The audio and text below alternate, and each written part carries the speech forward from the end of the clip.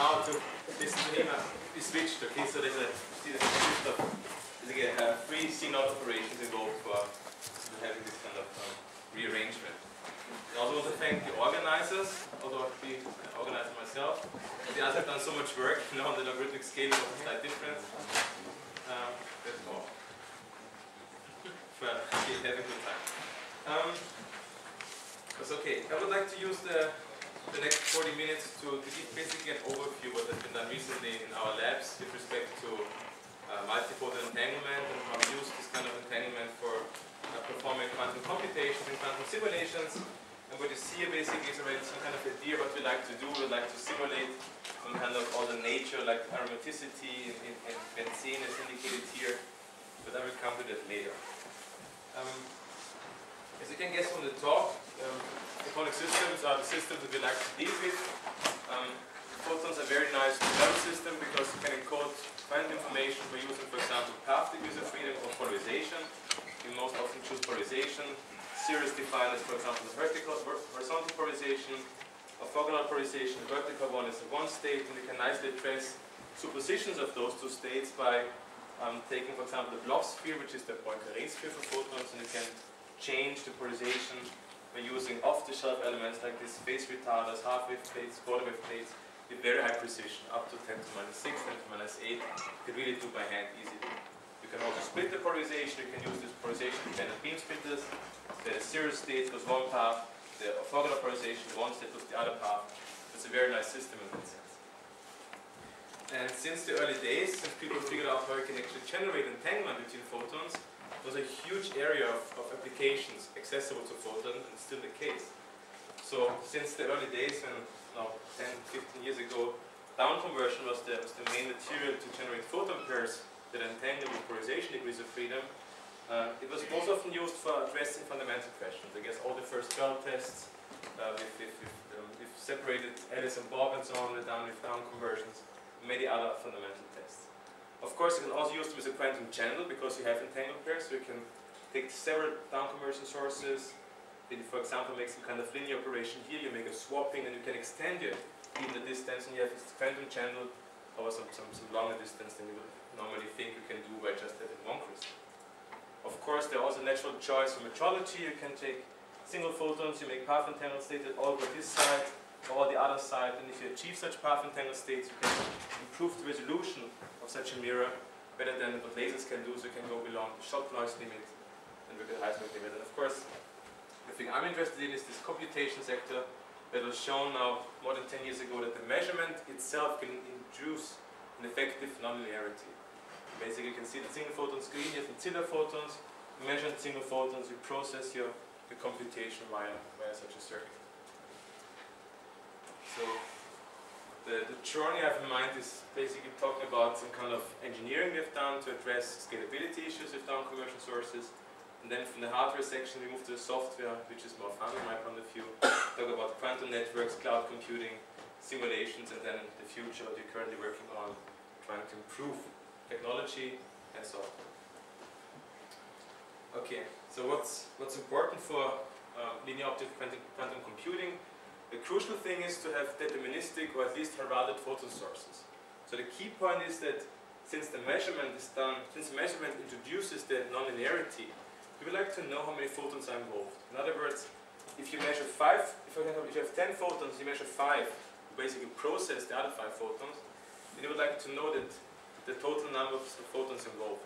Okay, that's an important key issue for scalability. So what people typically draw in such kind of schemes that you have down conversion sources, the emission is random, so you basically kill and use one of the two photons here and here to trigger the event. You process the photons and then you make the switching and the gates and having additional detectors here to process the information. And the key point is you would like to have photons on demand to make such devices scalable. And moreover, it would be nice to have actually entangled pairs on demand for many applications, which I come now in a second to show. So a very nice gate to explain why rounded entanglement is important is the CNOT gate, which is probably the most important gates for two qubit gates for computing. In the polarization language, we take H and V as our 0 and 1 states. With a control bit, we would like to have a gate if the control bit is in a V state, then it flips the target gate. It's shown here. V becomes then H. And if you have such a device, of course, you can also generate entangled states. If you superpose the control bit, H and V, you can make belt states.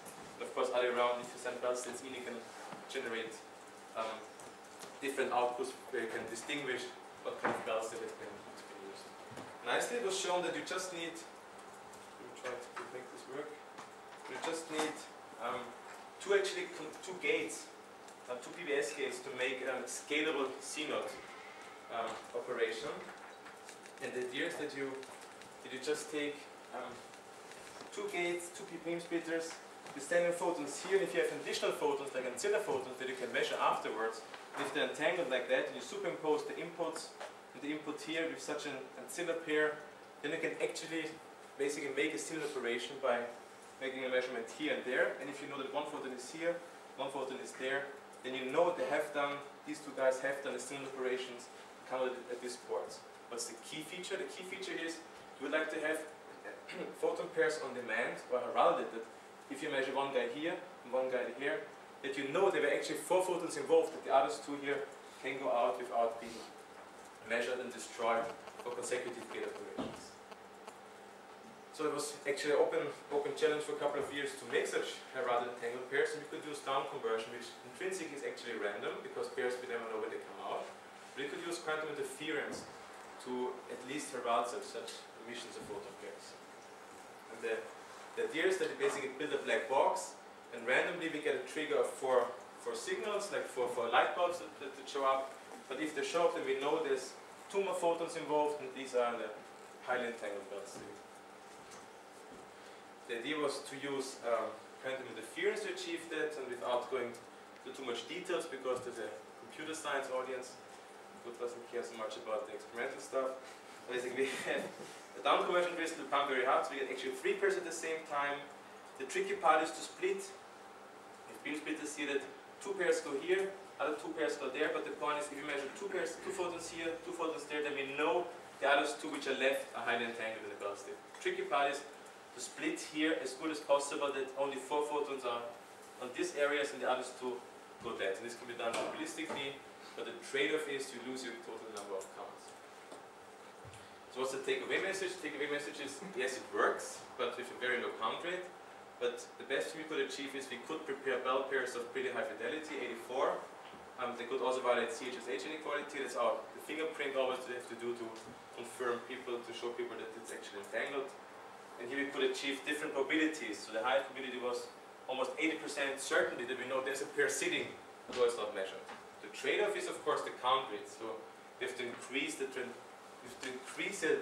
transmittivity of beam splitters such that it's very unlikely that the 5th or 6th photon also turn around this way.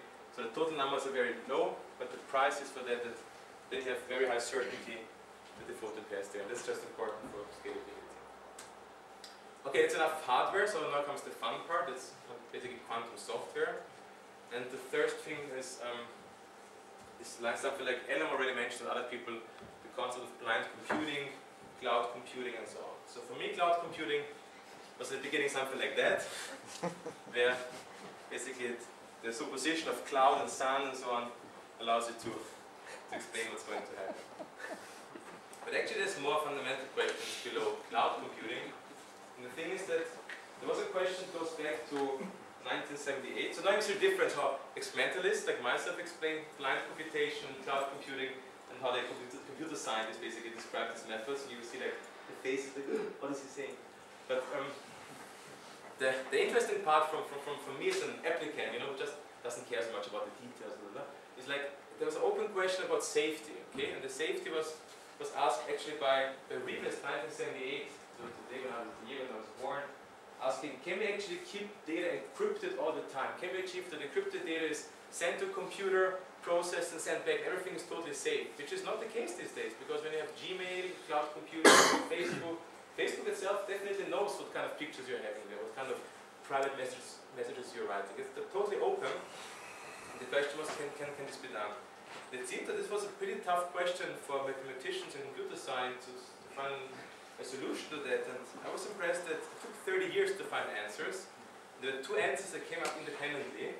One from the classical side, similar to classical quantum cryptography, who found a solution that has computation security, which means you're secure as long as the computer is not a quantum computer or strong enough that it can correct like factorization and so on within reasonable time. However, independently, 3 people, one is here, Elham Kashefi, so it was M. Broadbent, Wilfried Simmons, and Ed Kashefi, who found an unconditional security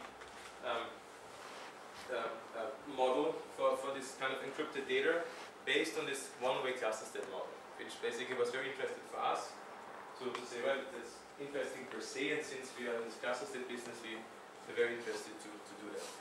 And the beginning of the experiment was more than 2 years ago in Elham's office. We had our first meeting there with the authors. We made the first drawings about what can be done in the lab. You can imagine it was like a huge gap of what computer scientists and theoreticians have in mind. But we said, no, this is all possible. We have a few qubits, simple measurements. Then basically it was a long journey to find the same language. It was half a year basically to be on the same communication basis.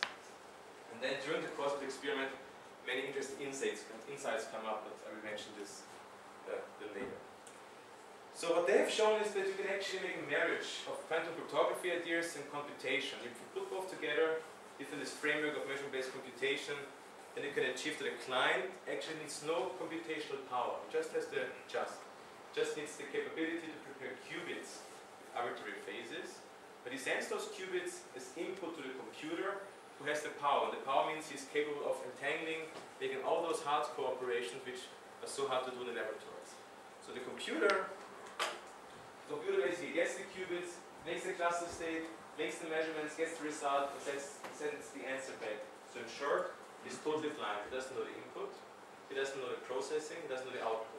Okay? It's like a bad marriage, if you want so. Okay? So this guy has all the benefits, and this guy has all the work.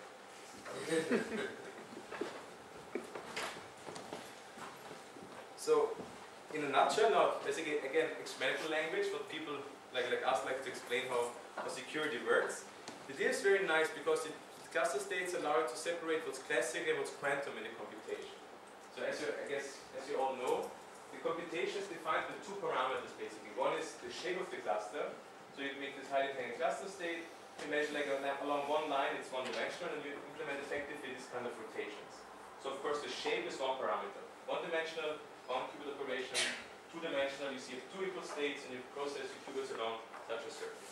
The other parameter is the measurement setting, because the setting itself defines how you teleport the qubit through the system. So if you hide now the shape, like if it's like this, or like this, or like that, and the measurement settings, nobody knows what's going to happen. So the point is, these classical parameters, which actually are part of the classical part, basically outsourced of the quantum part of the computer. If these are not known, then you can hide your computation. That's the idea of blind computing. So how do you hide the structure of the cluster? That's very nice and easy to understand. You find a generic subunit, so-called Brickwork state, where each Brickwork state can implement all the important ingredients you need for universal quantum computing. So you have this kind of, for example, 10 qubits. You choose particular measurement settings. You implement the Hadamard to this side, or pi over 8 gate, or nothing, identity, or CNOT, which means if you build your computer out of those brickworks, that's the reason why I guess it's called brickwork, no? Then you can get a snapshot of the circuitry, you have no idea what's going to happen, because just the measurement settings will define the computation at the very end. Okay? Which might be slightly different in circuits in some perspective, that you really can here hide nicely the underlying structure. So that's easy, messages just build brickwork states and you're done. The circuit is hidden in terms of the shape.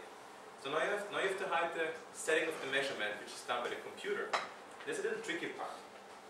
So here's the indication that you don't actually need 10 qubits, you can use fewer qubits, 4 qubits, which we had in our lab, and you can also put them together to some kind of brickwork states in the big picture. So how to hide not a face, that takes more than one slide to explain, but it's not very hard. The idea is now that in contrast to the regular computation, where you make a cluster state and all the underlying qubits are in a plus state, 0 plus 1, that's basically the standard case, we add this new phase here. Okay, and as we've shown, it just did 8 different settings. In other words, when you get the XY plane of the block sphere, you just did 8 different settings. You choose randomly, like here, theta 1, theta 2, theta 3, means like you choose here 8 different possible random settings randomly. then you have a new parameter in the system that allows you to hide the measurement settings. So in other words, the client prepares each qubit with a certain theta, only he knows. That's the only thing he's not sharing with the computer, and sends them to the computer who makes the entangling operations, the hard job. And the point is, the computer gets an entangled state, but it doesn't know its actual shape. So basically, similarly, you get a Valence pair, but they don't know which kind of Valence pair, 5 plus or 5 minus. That's similar here to the cluster states. So now he makes the measurements according to the cluster state rules. So he measures between the xy, so along the xy plane, which is defined by this parameter. But the point is, since he doesn't know the underlying phase for each qubit, he doesn't know what he's actually going to implement. So what you see here very nicely is that the computation proceeds to take, in principle, a plus state and you rotate according to the measurement setting theta.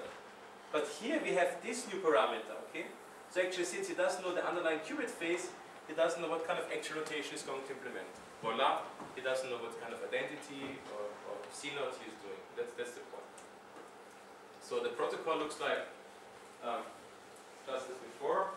The client prepares qubits, no computer power, sends with his random bit phases to the computer, he makes a cluster, he gets the order so to measure because the client knows the phases for each qubit. So he says, I know my phase, I know the rotation I like to do. So I also add this kind of bit flip, that's important for error correction when you have this kind of clusters with no details. So he makes a measurement here, and the measurement actually make the circuit, the computations the client wants, but this guy has no idea what he's doing. He gets results and sends it back to the So with such an idea, we had such a concept, we had the challenge to implement this fine computation. Here you see the machine, the setup that we use. We have an unconversion source.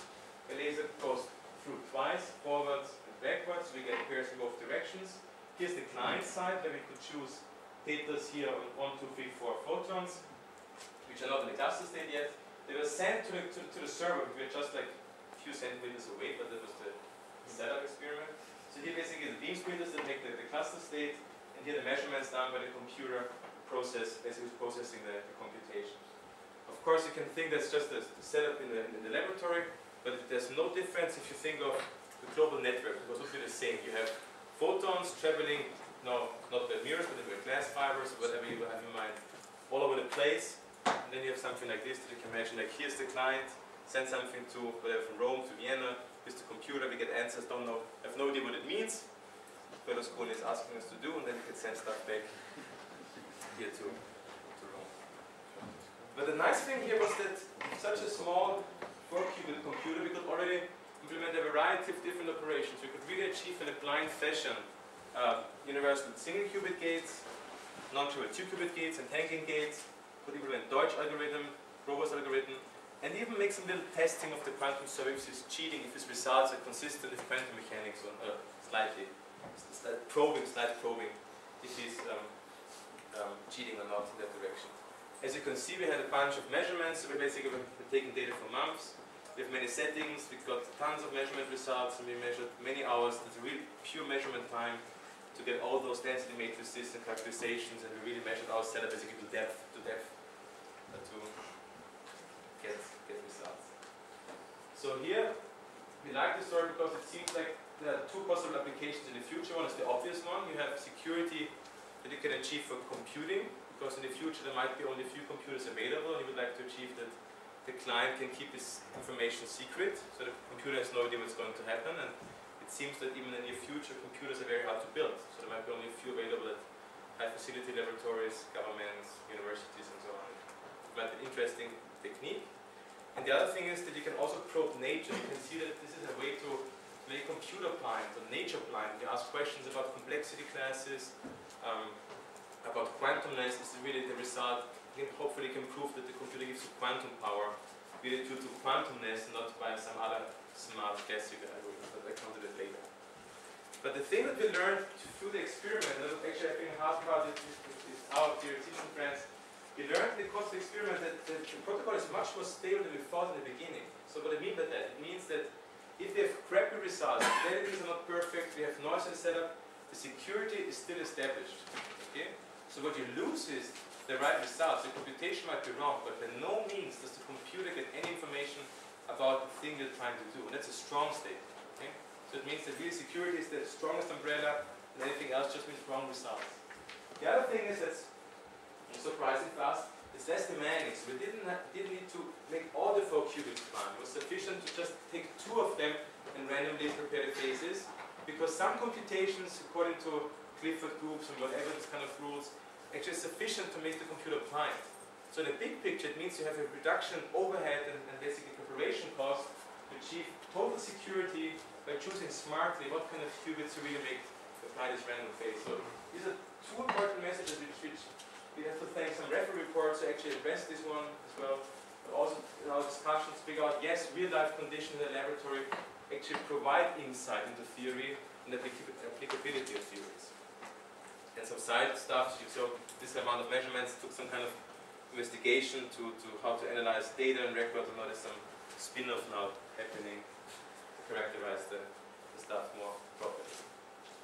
Okay, that was the quantum software for computers. Now we changed gears, we moved to a slightly different field, it's quantum simulation, which is a hype these days because it was shown that simulators are feasible because they don't need this kind of overhead as computers do. You don't need error correction, you don't need this kind of other methods which require tons of qubits.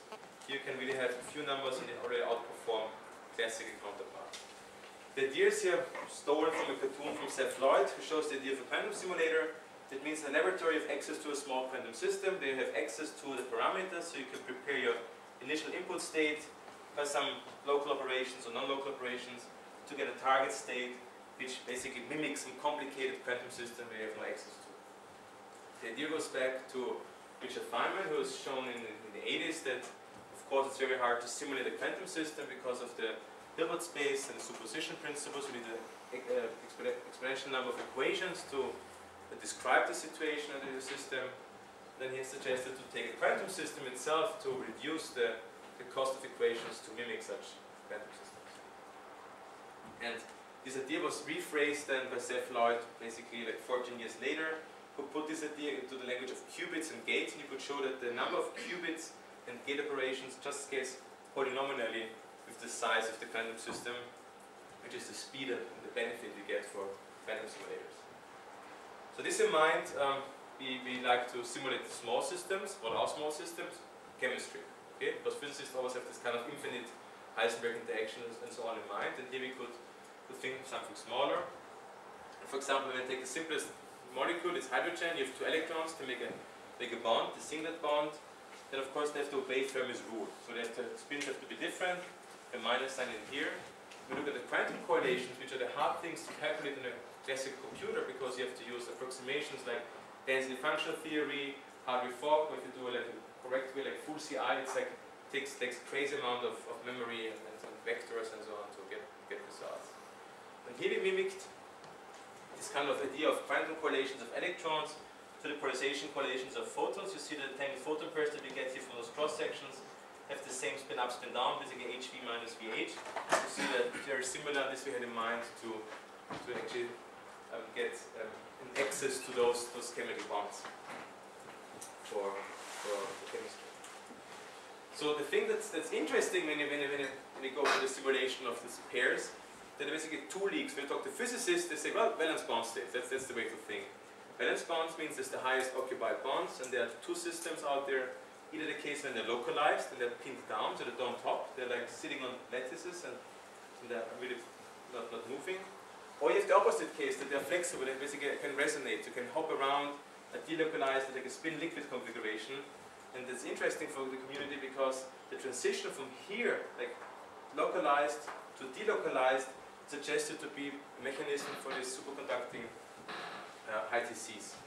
Because if people think that when they cool down, they move from here to that stage, and that it's interesting to take a closer look at what quantum physics can teach you, and tell you what kind of secrets are in there. Chemists have something similar in mind. They have smaller systems. So, for example, they've been seen, it's a carbon, 6 carbon like a ring. Each carbon is 4 electrons, they're like but only 3 neighbors. No, there's a hydrogen, carbon here, carbon there. So this guy has one extra electron, so does the others. Of course, they may also make a bond. So they have now 2 options to make a bond to the left side or to the right side. They can hop around, so they're also delocalized, this aromaticity. And depending on the temperature, they're either delocalized, they hop around, when they cool down to, let's say, 70 Kelvin, then they're like pinned down, similar to this configuration here. We wanted to simulate such a hopping of the bonds. So the easiest thing we had in mind was to, well, of course, we tried the simplest case in the beginning. So we took 4 qubits, 4 spin half particles. We had 2 bonds like this or like that. And we were interested in moving them around to see if we can learn something from quantum physics about the configurations. So we write it down properly in a Hamiltonian, which decides as interaction for 1, 3, 2, 4, and then interaction strength J2 for the other ones. We basically change the couplings for different spins. So that's the idea what we have done. We started with 2 pairs. We changed the interaction strength, this Heisenberg interaction. I didn't mention, everything is like within the Heisenberg picture. We have basically XX, Y, Y, C, C coupling. We changed here the interaction between those pairs by having some tunable parameter which allowed us to have different coupling ratios for the different spin configuration. That's in a nutshell the picture. 2 down conversion sources, 2 pairs, and here you have this interaction that allows to simulate different interactions of the spins. And in such a setup, we had actually access to these different parameter regimes, could simulate the valence bond states, as well as those superposition states, the liquid states, who are either according to the S-wave pairing with plus sign, the famous D-wave pairing for superconductors with a minus sign here, and things that we could simulate. And here you can actually see how we could move around from this configuration to that and so on. So that's the setup, as I just shown before. The new tool we had here for making this computational simulation was the tunable beam splitter that's shown here. So the point is we have a single pair here, another single pair here, this Heisenberg pair from the very beginning, coming from the down conversion. It's nice, we get it for free. Here we had a Heisenberg interaction, because by forcing ourselves to look at different output ports, we looked at the antisymmetric state of photons. I'll come to that in a second. We could tune here our simulator by having basically 2 fibers. If they're far away, then the photons just travel along the line, like here. If they're far away, that's shown here. Separation of the fiber versus what's happened to the photons, if it's transmitted or reflected. Fibers are far away, photon stays in the path. If they get closer, they're bare fibers, so there's an evanescent photon coupling. There's a tendency that the photons pop to this side, and if they're really very close to fibers, like here, basically on top of each other, you have 100% hopping from this fiber to that fiber. And that was our tool to simulate the ground state properties of this Heisenberg interaction. Another thing that already Martin mentioned today, that ground states are important for simulators. You would like to start very often in ground states. And we could really force ourselves to stay in a spin zero ground state due to this interference effect here, that we stay always in a spin zero subspace, as well as preparing our states here for the down conversion. Okay, that's the details of the beam splitter. Only photons that are in the so-called singlet state that are antiferromagnetic, so antisymmetric, according to this equation here, a minus sign to hop out to the different output parts. And this is done normally in the lab by characterizing the beam splitter. So we have a source sending our singlet state, and if they overlap perfectly the beam splitter, you see an enhancement in the coincidences here at the output ports, which is shown here in this curve, that when you're at this spot, then you know you're precisely at the right spot for doing such a simulation. So we did, again, plenty of measurements. We had many events to register. We had pretty high fidelity. And the nice thing is we could now extract the density matrices for different configurations. So we could really get a fingerprint of each configuration. That's shown here, like superposition states, liquid states, so like solid states. Of course, if you have Hamiltonian, you get eigenvalues as well, the energy. So we compared the energy that's out there theoretically with our measurement results. They're pretty close. But then you could ask, so why the hell are you doing this? What's the point that you can learn of this simulation? What's the message here? And the message was, in the laboratory you suddenly have access to quantum phenomena. You can really use quantum information methods and techniques to get insights. Why is nature having this kind of mechanism? Why is frustration arising up naturally? And the point is that we could zoom in, we could really look at each photon talking to the neighbor and get basically an idea of what's happening when you have different parameter regimes. And the point is that we looked at the Heisenberg interaction between each photon pair, that's basically this equation. We could learn there's a very strong constraint, this kind of monogamy in the system, which allows us to explain why the photons have no other way than hopping around the superposition states to obey this quantum monogamy, which means that the total amount of energy in the system basically cannot be increased. So there's just two entangled pairs in the system, no matter what you do. So if you change parameters, frustration arises naturally, and that's a very nice, alternative approach to get ideas why physics is happening as it does, just from very fundamental quantum information aspects. This said, basically the message of the simulation was just this curve which shows the monogamy relation. So here you see the change of the beam splitter, the interaction between the pairs, and here you see the energy for individual couplings, pairs. For example, we start with this coupling here, you see it's very high, they have the highest energy. We turn on the interaction, so we go this way. And you see that how the interaction strength, the energy between these pairs is decreased. But at the same time, in new configuration, this coupling comes up, okay? So you see here's a degenerate case, they're like both in a superposition state. If you change again the beam splitter reflectivity, you end up in this configuration, you continue interaction, so you decrease again, you see that suddenly another configuration shows up. So the point is that the total energy is here, or the entanglement stays the same in the setup, but you see monogamy relation forces you to have this kind of weird configurations. And I think it was very nice to see like a toolbox experiment of quantum physics that allows you to explain complicated solid state phenomena. So the question is, can you blow this up? Can you go to real interesting cases? Let's say the thermodynamic limit. The answer is yes. You don't need much to do for that.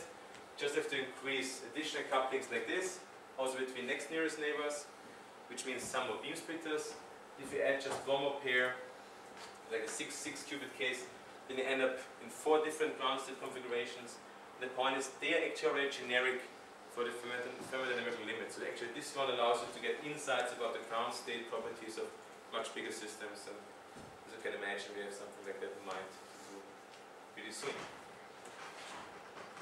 So if that I come to the last minutes, I guess we'll just rush through what we're doing these days, what we're like working on, kind of challenges we are facing. So on the quantum hardware side, we're of course trying to improve our systems such that we get more photons, more qubits. And the idea is to have some very good photon source, with very nice circuitry and everything here is detected, ideally on the chip altogether. And the different groups having different approaches to realize that. So we are very optimistic that in a few years from now we have 10, 12 photons, we can use polarization paths, we have more than 20 qubits on the table, so I'm really optimistic about this development. So we work of course on photon sources to improve the efficiency in this regular down conversion process. That's our expertise in Vienna. We follow the main trend that many groups these days do with waveguides. There's the Bristol group and the Italian groups in Milano and Rome, and then there's of course Australia and many others who use waveguides which allow you to make the circuitry smaller and very stable. That's something which we also do in cooperation with the group in Jena, and we follow the idea of using laser-written circuits where you can really make 3D structures and so on. But the main feature that we focus these days is to improve collection efficiency. So we lose many photons by just having bad detectors. Bad detectors, I mean, they have efficiency of 30 to 40%. Now we're using superconducting nanowire detectors, collaboration at MIT, where we have nanowires so very fast. We need fast recovery times because of pulse laser systems. The only things on the market are basically those detectors. So for purchasing such and developing such a system, we acknowledge very much the support we got from our friends, because I'm already here. And basically we are looking forward to the next years to have a few of them to boost our foundries. But that's the hardware side. So we are interested in quantum software. What can we do in the meantime to learn about quantum physics in the computation and simulation direction? And there's one big question out there, like how much quantum actually is needed to do quantum information? Okay? How much quantum is needed to have enhancement in this processing? And by looking, for example, at different measures, you know, there's a slew of parameters you can choose. You can choose entanglement information, you can choose tangle, you can have band inequalities, you can have quantum discord. You see, all these curves have slightly different behaviors. So what you see here is the mixedness basically of the state, like mixed state, high entangled state, and here's the parameter that you use, like discord is high or like tangle is high and so on.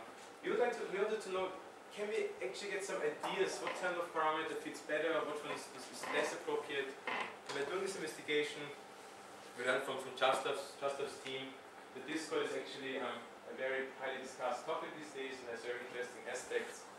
And they've shown that you can actually map Discord to some kind of remote state operation protocol, which was interesting for us to make an experiment. And here's in a nutshell what happened. So we could show that Discord allows you nicely to explain when you make a measurement here how good you can prepare remotely on the other side a state. So we just had to build a photon source, like a simpler one, 2 photon source. Had entanglement here. We took different states and measured the fidelity of the remote state preparation using Discord. And the point is, which was actually very surprising for us, was you find a very nice situation where you have states with no entanglement of Discord that outperform entangled states. So in other words, this guy here has no tangle, but he has Discord, and does something better than this guy here, who has entanglement but lower Discord. So you see there's a separation. What we tried here is to make remote state preparations for different spheres, and this is real data we've taken. This is just regular oscillations because this experimental world is slightly tilted, but it's like 99% fidelity, so really, really good numbers actually. Here you can see that there's sometimes there are interesting measures that catches something that a well-known measure like entanglement does not catch. So it was interesting to think about this stuff, and hopefully we have to do something in the future along this line. In the bigger picture, there's also a question, well, there's communication purposes, but what about computation? Can we also ask questions about how good is a quantum computer in terms of quantumness? Does it need quantum powers and so on? And here we follow definitely in the future the idea of the blind computation, where now the first step we made a blind Bell test. Okay, so it's this first step towards verification of these quantum computers. We made a Bell test that we have basically a computer as a box, where the general question is there quantum involved or not? Or in classes like PQPs like belong the computation class versus PPP, and you can please ask Alan for details because I'm just a experimentalist doing the stuff in the lab. But the idea that we had here is like to get an input unknown to the computer. That's a blind quantum computer now. Basically makes a Bell pair, it makes the measurements, and it gets basically a violation of CHSH without knowing that. Okay?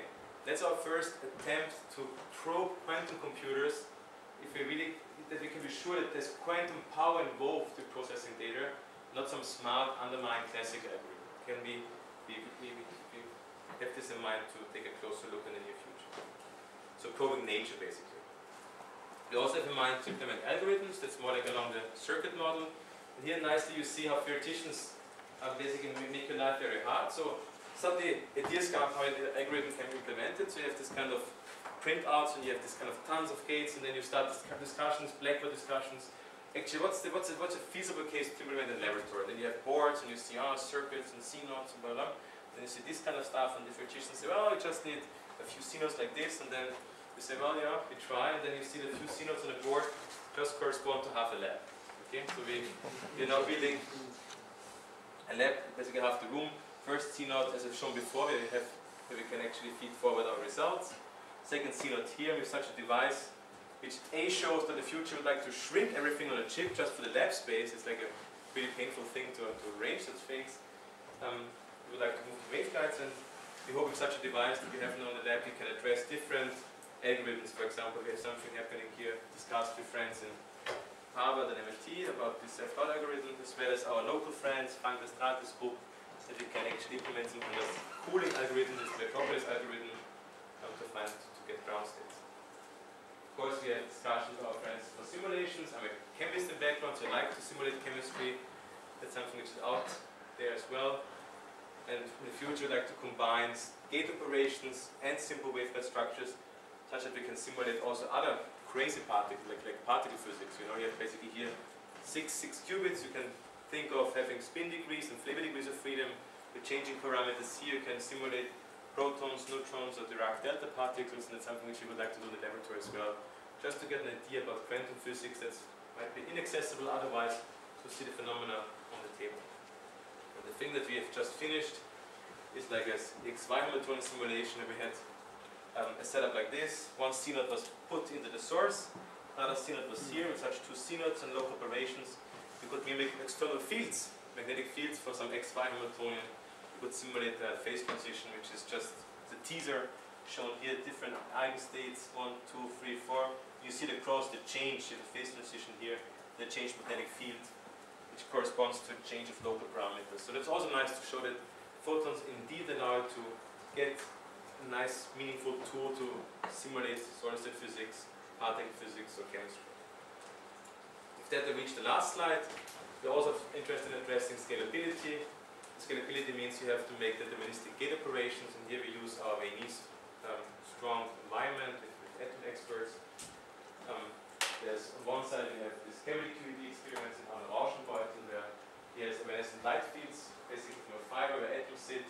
We would like to feed in single photons to make them talk to atoms, and we make a deterministic gate. That's the idea. That's some one project that we have.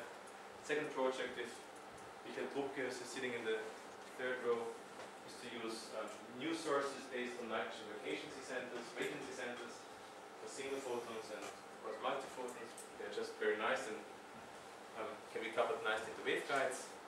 There's some project which we started this year in France in Nottingham through BEC experimentalist. We map photonic states onto the BEC, which is sitting on a chip. So we are the photon guys making the tailored photon states, entangled photon states. We would like to A, get inside what's happening in the BEC, and B, to manipulate the BEC by making appropriate measurements on that one photon guy, which is linked to the other photon that's basically linked again to the BEC. With that, I would like to thank the main people who did actually the work. So just showing off with things I've not done. And this is the group, Stephanie in particular for the blind computation, Max is with the waveguides, and basically for the gates it's like Martin and all dealing with that. And so other people working with either sources or papers. With that, I can wrap up my talk. So I've shown that we work on the quantum control section to improve sources. We deal with this software part, about with computations to make hopefully cloud computing possible. Some couple of years from now. Simulation is the main topic for us because we're interested in studying quantum physics of other systems. This is the long avenue we have to face in the future to improve numbers of photons, better control, which hopefully allows us to make other simulations, more computations. And with that, I thank you for your attention and reach the end, hopefully on time.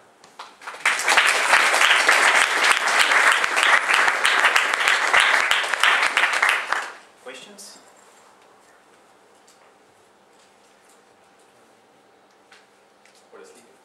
I have a question. It's maybe for Anahan. So you have this universal graph state, and you decompose it into a 4-qubit graph. We just have 4 qubits. For this case, we just prepared 4 qubits in a graph state. Yes, but in the decomposition, what are the connections between the pieces of graph? There are some yellow edges in your picture? Oh no, we just in principle we can link them. So we just prepared subunits of 4. Okay, and the color means that we can think this as a subunit of the bigger Brickwork state. So it's just like for the eye to guide you, but there's no physical meaning. Okay. You mean this one here? Yeah, this one. The Valence connector. So you just work with structures like this, 4 shaped like this, or 4 like this, and so on. We just show that they can be seen as sub-elements of the Brickwork state. So we learn from any of the others, it makes no difference if you have the full Brickwork or just a smaller subunit, because the smaller subunits in principle allow you to build up the bigger one. Okay. So we were happy about that, otherwise we would have to struggle a lot to go up to 10 qubits in reasonable time. Sure? So in your quantum simulation experiments, you are simulating relatively small systems, which I suppose you would have been able to simulate on a classical computer. Yes. But I think there is a recent paper by Viv Camden where she tries to describe a very small quantum physical system, some kind of a quantum cellular automata, where she says that small number of cells and dimension and a bit of noise, this will be already out of reach for a classical computer to simulate. So I was wondering how far you are from being able to quantum simulate stuff that a classical computer cannot simulate. So you asked the $1 million question. The final number seems it's around 20 qubits. So there are complicated, there's a computation hard problems out there where photons are feasible, like random walks and waveguides and so on, where a number on the order of 20 can outperform 25 and outperform a conventional machine. So of course we're looking for what's the simplest case where the first time in the world you can actually really outperform a conventional machine. And I'm very optimistic that in a couple of years from now, we do definitely the first outperformance. If it's interesting, this problem, that's another question. But I think in a couple of years, this can be done. Less than 10 for sure. That's my promise. Judge me after that. Other question? So it's a $2 million question. Ion trappers claim to have 10 entangled diodes. So suppose they have 20 and you have 20. What would be your advantage against the ion trappers? The same advantage as we have now. So there's things we can do better. Some gates we prefer to do. Some gates they know to do better. So Marcus is here to basically comment on that problem as well. The other thing in photons is I like this kind of random walks. So when I like the idea of studying phenomena that are based on pure random walks, the photons are a natural choice to do so because they just propagate freely. As you know, there are actually interesting questions out there where you don't need an actual circuit between the photons. So like you have a product state, you send it through a complex random walk circuitry, you can simulate the permanent of a matrix, for example. And they don't need actually many photons to outperform a conventional machine. And the ions also do random walks, but for them it's not as easy as for us to do, because it just means do nothing. Yeah? Just make the photon, let them follow the normal propagation. So I'm very lucky that there are differences, and I hope in the future we still have our own benefits, but they can do better than us. But it's a big Hilbert space with many different applications and so on. So let's thank Steve again. Thank you. Thanks.